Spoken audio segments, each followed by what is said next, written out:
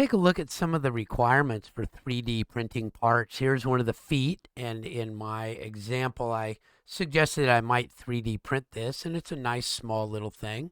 Let's look at a section of it, and we'll see that there's a hole in the bottom and this little overhang right here. Now, that's problematic because as a 3D printer runs, it just starts dropping material across this face, and it's going to try to put material out here where there's nothing to support it. So it's either going to create a support underneath, which you can do, or it's going to have what's called an overhang. And we want to try to avoid overhangs if we can. But that's not too bad. I could literally just turn this thing upside down. You go over here and turn it upside down, and I could print it this way. So as you're designing your parts, you want to, if it's going to be 3D printed, you want to think of whether there's an overhang, and if there is, if you could reposition the object so that it would 3D print without an overhang. So that's the first thing to think about. The second thing to think about is if the sizes need to be perfect. What's going to happen is the nozzle is going to run right along that path right there. And there's going to be a little bit of material that'll spread out to the inside and a little bit of material that'll spread out to the outside of that line. And so it doesn't come out exactly, at least on many printers. Some printers will actually apply what's called a material offset and fix that problem. But you just have to be aware of that, okay? And how perfect does this have to be? In our case, it's just a little mass model, and it doesn't have to be perfect. And it's plastic, and we can push anything through there that we would want to.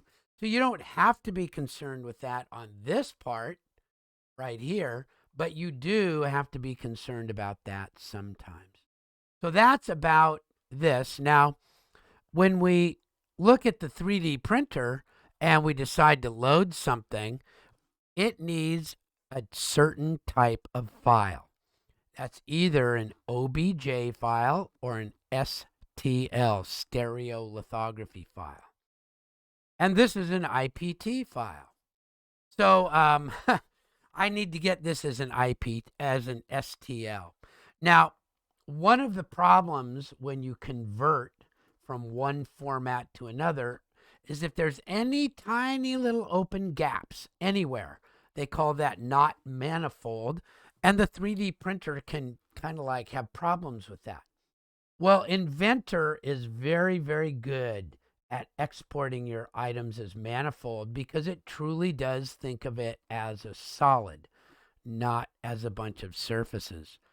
So we won't have to worry about manifold problems, but we do have to figure out how to get that into the right format.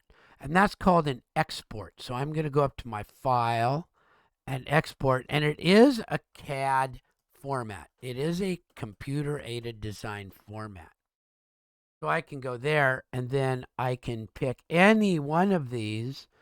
Now, actually, I could probably import a step file or an OBJ file or even a parasolid file. But the most common is STL and OBJ. So I'm going to pick an STL. And this is a weird thing.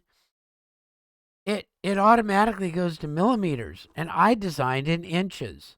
So I need to make sure that this knows that I'm talking about inches. And then I can go put that somewhere. I don't know where I just saved that. I put it in week 6. That's exactly where I wanted it to go. Cool. So now I have an STL file that I can go get. Now, I also have to be careful here. When I look at my 3D printer, I need to see when I import it, it's expecting millimeters, so I have to tell it to expect inches, and then I can load it. and I can go find that thing and put it right in there. And then I can do my magic in, there it is right there. And it's not sitting right, so I can rotate it 90 degrees about X. There we go. And that's sitting there at the right size. And for the quantity and things like that, I can copy the object and say I want 3 more of them. There we go. I get all 4 of them done at once. Now, I'm not positive my slicer will work, but we'll try it. I don't have this one set up. It's but let's just see. Then we have to slice it. There it goes. And that's the parts. And this is what's really cool. I can show a layer range, and this is what it looks like layer by layer by layer. And I'll take this one down. I don't know why that's first layer 0. Oh, last layer. Here we go. Now it starts building it up, and that's what it's going to do. So when you 3D print a part, it makes a solid bottom. And these are all settings that you can change, what the bottom looks like and things like that. It makes an infill that has some, percent air, and then it just keeps going up and up and up. And you can see it's layer by layer, and then it made that little bottom layer for me on the bottom of the thing. So this one has 2 layers of outside diameter. And up it goes, and there it is. There's the whole part. That's how it would 3D print. And the head would just go back and forth doing that. So that's the essence of 3D printing and how easy it is to go from Inventor over to your 3D printer. And then if I don't have a printer hooked up to this, so if I connected one, then I could actually send this job to my 3D printer, and it would take about 44 minutes to do.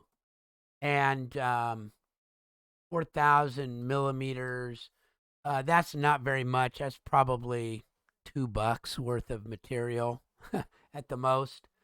So it's kind of a cool process. There we go. Inventor 3D printed parts.